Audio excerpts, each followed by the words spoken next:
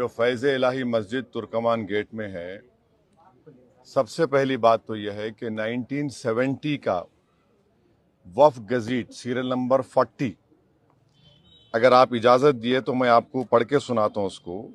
थोड़ा लंबा जवाब रहेगा, आप लोग फास्ट फूड का जवाब मत लो मेरे से। तो ये मेरे का गज़ीट कॉपी है, serial number 40 of 1970, Khwaja Faiz Ilahi mosque alias Masjid Gausiyan and graveyard. इसमें 1970 में लिखा हुआ है over 100 years worship and burial of dead bodies. ये वार्ड नंबर लिखा हुआ है, राइट। नंबर 1 ये।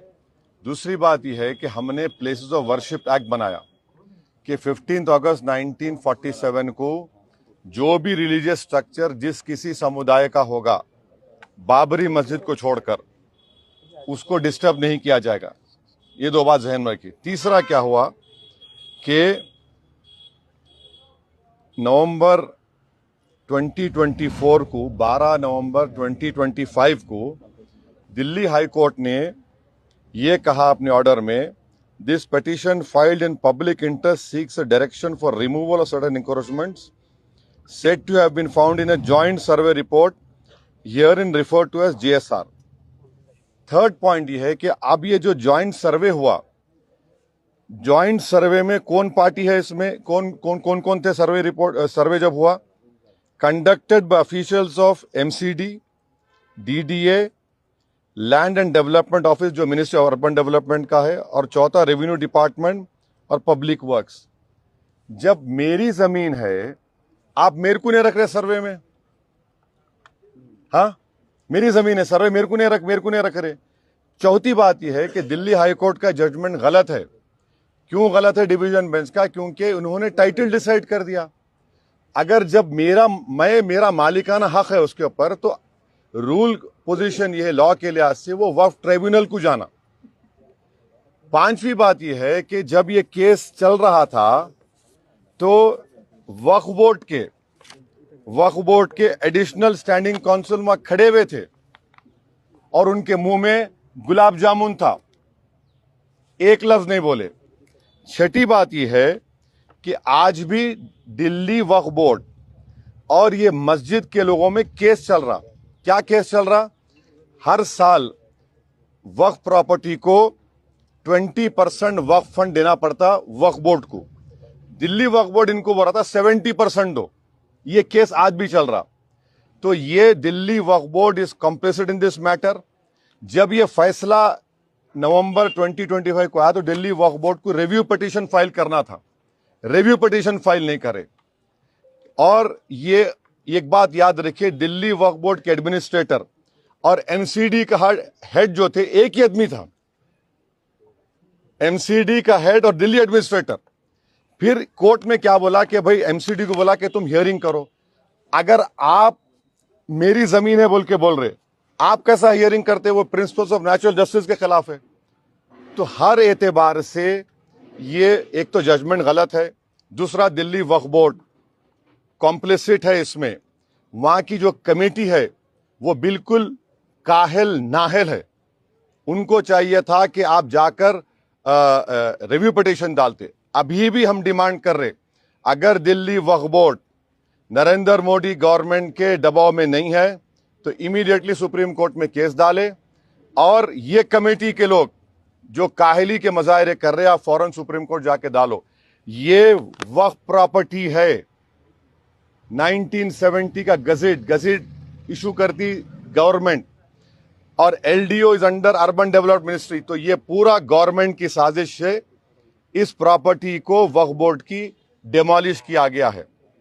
इसीलिए ये इसका फैक्ट है जो आपके सामने मैं बयान किया। आप नहीं, और एक है नेशनल का, सुप्रीम कोर्ट का बेल का नहीं होना। 2 करोड़ से ज्यादा ऑर्डर हाँ, सुप्रीम कोर्ट का SIR होना नहीं होना, तो सुप्रीम कोर्ट का बेल का ऑर्डर होना नहीं होना ना।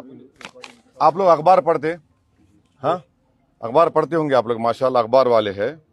आज टाइम्स ऑफ इंडिया में मैं फोटो लेकर रखा, नहीं सुनिए एक मिनट ठहरिए। टाइम्स ऑफ इंडिया में आज टाइम्स ऑफ इंडिया में 2 रिपोर्टिंग है। एक रिपोर्टिंग क्या है जो आपके अपने महाराष्ट्र के से रिलेटेड है कि एक साहब थे कैलाश रामचंदानी 2019 में नक्सलाइट्स उन्होंने ट्रिगर ब्लास्ट करी आईडी का 15 पुलिस वाले गढ़जी चोली में मारे गए थे। ये गढ़जी चोली ये आदिलाबाद के बाजू है। इनका नाम था वन कैलाश रामचंद्र। इन्होंने जून 19 में ये 2019 में वाकया हुआ। ये इनको जब से उन्होंने जेल में है, तो जब chief justice of India justice Suryakant साहब और जस्टिस बागची के पास गया तो गवर्नमेंट क्या बोली, the blast was triggered on the signal given by the accused. The bench said, your success story against left-wing extremism cannot be based on arrest alone. There must be speedy trial, which is possible only when government sets up exclusive special courts to try cases of this nature.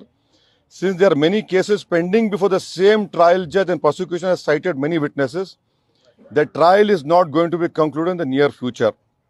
तो उन्होंने क्या किया, interim bell दिया उनको। Number one क्या बोला कि interim bell दिया 2019 में।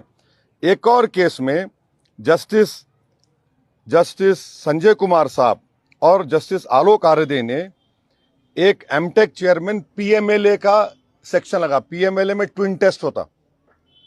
ट्विन टेस्ट का मतलब क्या है कि आप जज को प्रूव करना कि आप इनोसेंट है और दूसरा के बेल दिए तो भागना नहीं।